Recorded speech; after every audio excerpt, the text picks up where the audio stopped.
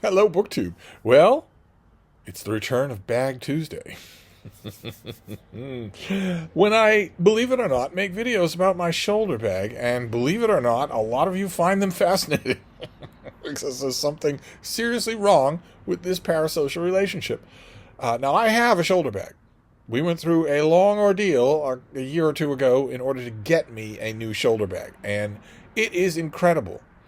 It is infinitely expandable. Love it. There's nothing wrong with it at all. The original barrage of Bag Tuesday was occasioned by me needing to replace a bag. And that is not true in this case. The shoulder bag that I have works just fine, but one likes a little variety.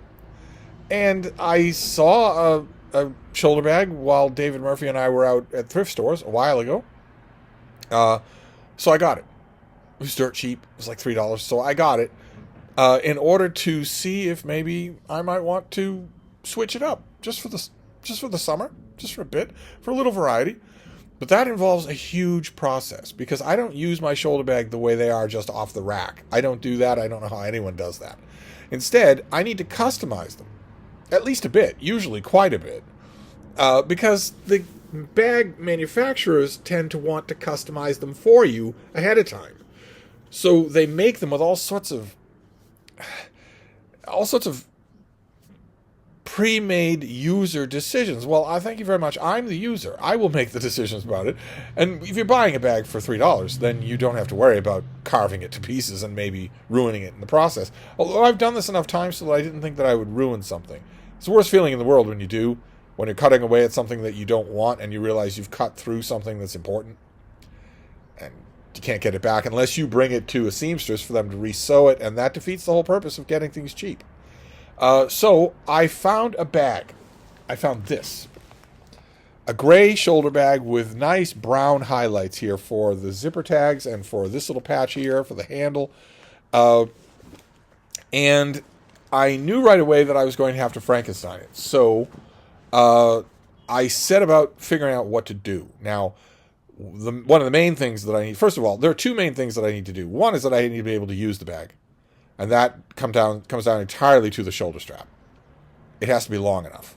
I'm 6'1", almost 6'2", so I can't have something carved up like here in my armpit. I've got to be able to rest my arm on it at roughly a right degree angle. So the shoulder strap is thing number one, and thing number two is that I know what I'm going to be using this bag for. I mean, let's be honest here. I'm not a student or anything. I'm going to be filling my shoulder bag with books.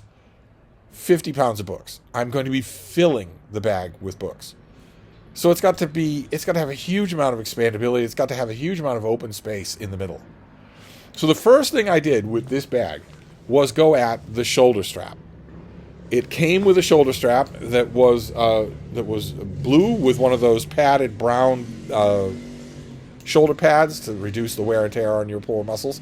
And I took that shoulder strap and expanded it.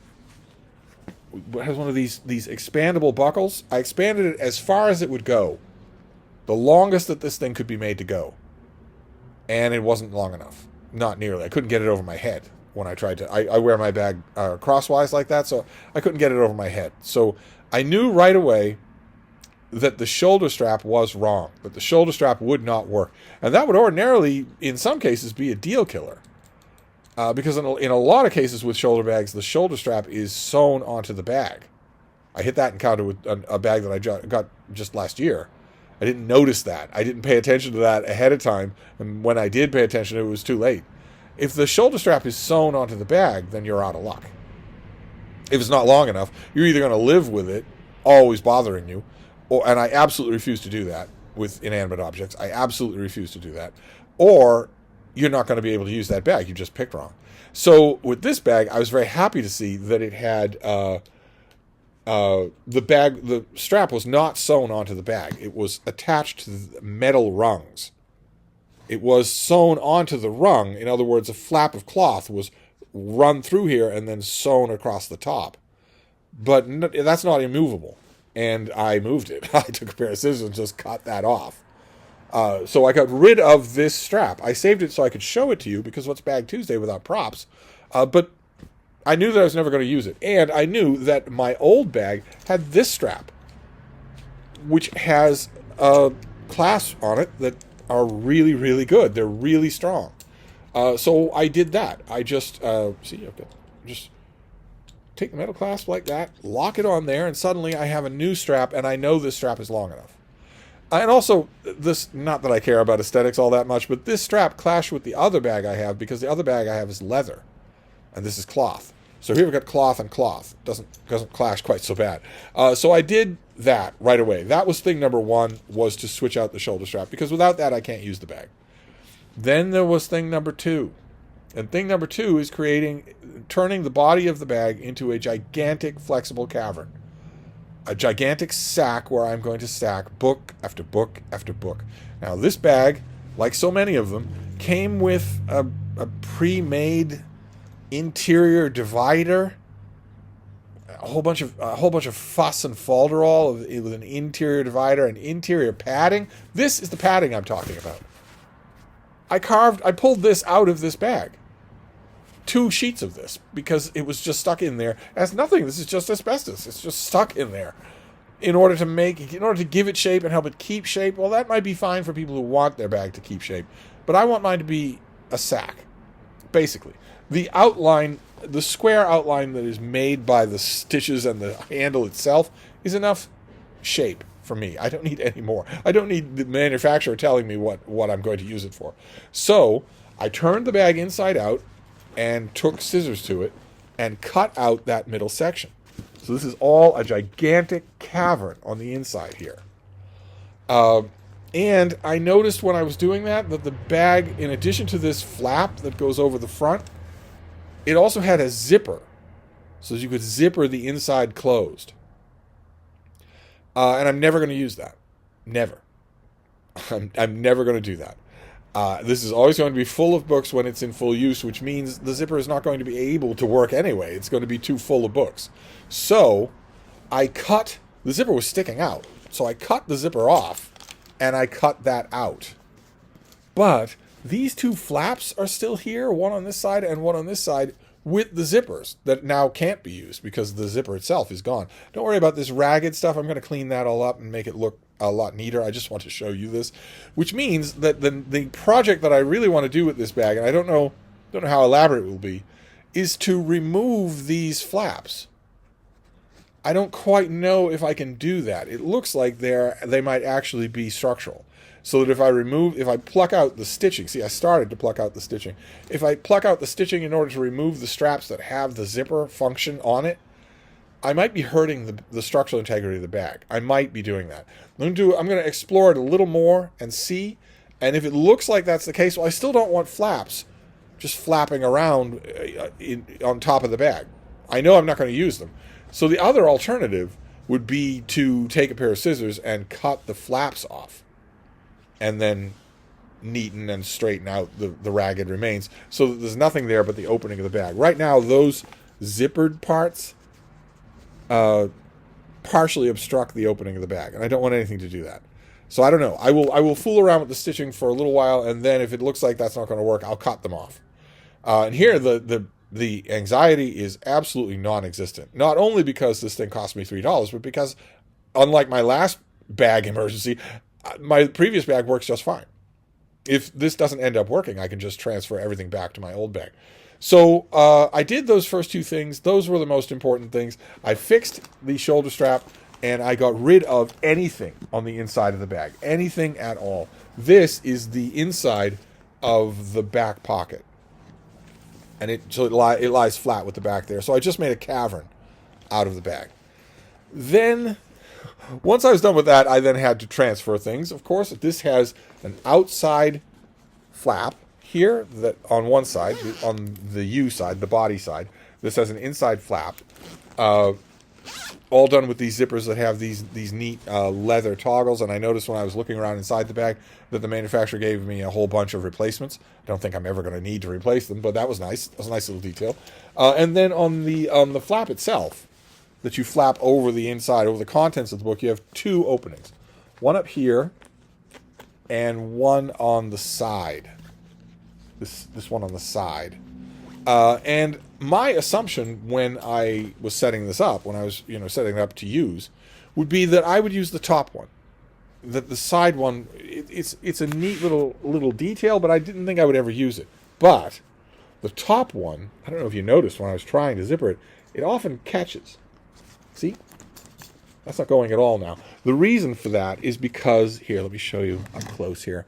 The actual zipper has pulled off from the cloth at one point, and that stops the teeth of it from working really well. If I pull it all the way back and I straighten that out and I'm really careful, it will zip all the way, but often not. And the whole point of this pouch on the flap of the bag, the whole point of it is immediate accessibility. So I don't want to be fighting with it. I don't want to do a chance that it's just going to snag. I mean, right now it'll snag just a little, and if I fiddle with it, I can get it to work. What happens if it snags permanently?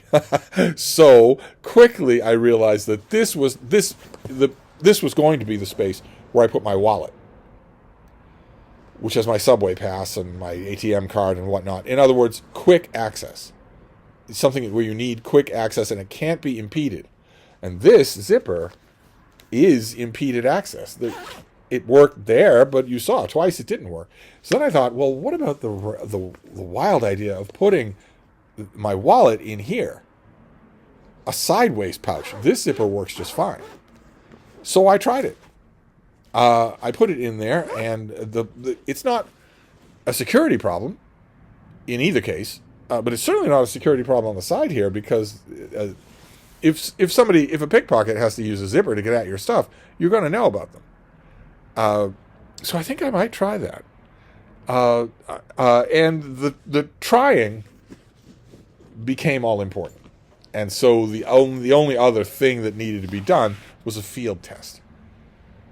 Because there's only so much you can learn. You can pull as much padding out of these things as you want, but there's only so much you can learn without using it, without actually walking around with it. So I went to the Brattle with it today. I field tested it today to see not only how it would feel and how it would look and how it would handle, but also how much stress it could take, because I go to the Brattle to get 50 pounds of books, and I did. And it worked really well.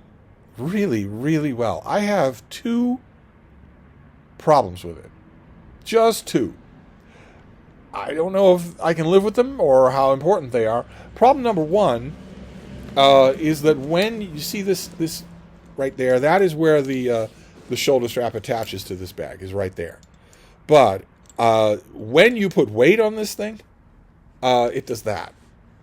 It pulls this thing. This thing is supposed to lie lengthwise underneath this cloth, just like that. And it will if you're a normal person who only puts 5 pounds of pressure on them. But if you're putting 50 pounds of books in here, it immediately deforms to that. Now, obviously, that is still structural. There's no real difference between this and the other way. But is it hurting the bag? I don't know. I don't know if it is or not. The stitching that holds this to the body of the bag seems really solid. And I don't care about the aesthetics of it. I mean, this is metal on metal, so it probably doesn't make a difference. Probably. It will need another field test. And the only other problem that I had was this front flap on the front of the bag. I got rid of all the padding in this thing. There was a lot of it. I got rid of it all. But the one thing I couldn't get rid of is this. This is not cloth. This is. A cloth backing was put in the front of this thing. I imagine, again, to help it keep its shape. I imagine to help it, to give it a little weight so that when you close over the flap, it really hangs down there. But I don't like it at all. I was trying it today. It was getting in the way. It was bothering me. Again, I am not a typical user of a bag like this or any other bag. No one's expecting you to carry 50 pounds of books in something like this. But I think I really want this plastic thing in here to be gone. And unfortunately, it is sewn onto the flap. So there's no way I'm going to be able to remove it short of cutting it free. And that's going to be tricky. You see, if this were just foam padding like this, then all I would need to do is what I did down below in the bowels of the bag. I would just need to cut a small opening, much smaller than this, and pull it out. Pull all the padding out. But here, I have access to this plastic thing now, but it's not going anywhere. It's anchored all the way around the periphery of the flap. So that's a little tricky. I think this is probably here not only to give this flap shape, but also to anchor these buckles. I'm never going to buckle this bag. I thought about getting rid of these the other last night, but then I thought, what difference does it make? Leave them there. It's just a lot of tedious work for nothing. But I think the way to do this would be to cut this all the way to here, and then just use scissors to cut this whole thing off. I can't do anything about the stitching. Not that much stitching. So just cut the whole thing off and just pull it off. And it will be, at first, a little unsightly. But first of all, nobody's going to see that part of it but me. This is going to be closed the whole time.